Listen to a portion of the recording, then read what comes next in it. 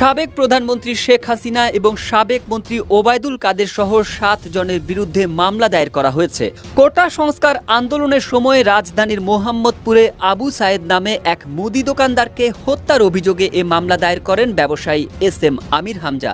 এ মামলার অন্য অভিযুক্তরা হলেন সাবেক স্বরাষ্ট্রমন্ত্রী আসাদুজ্জামান খান কামাল, সাবেক পুলিশের মহাপরিদর্শক আব্দুল্লাহ আল মামুন, যুগ্ম কমিশনার বিপ্লব কুমার সরকার, সাবেক ডিবি প্রধান হারুন অর রশিদ ও ডিএমপি কমিশনার হাবিবুর রহমান।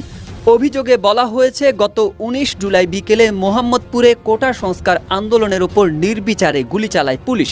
সে সময় পুলিশের গুলিতে নিহত হন মুদি দোকানদার আবু সায়েদ। মামলার আবেদনকারী বলেন, শেখ হাসিনা সহ অভিযুক্তদের নির্দেশেই গুলি করেছে পুলিশ। কেউ না বুঝলেও আমরা আপনার প্রয়োজন বুঝি, আর তাই তো অত্যাধুনিক ফিচার সম্বলিত বিভিন্ন সাইজ আর কালারের 250-টিরও বেশি ডিজাইন অপশন নিয়ে ওয়ালটন স্মার্ট ফ্রিজ বোঝে আপনার প্রয়োজন। ছাত্র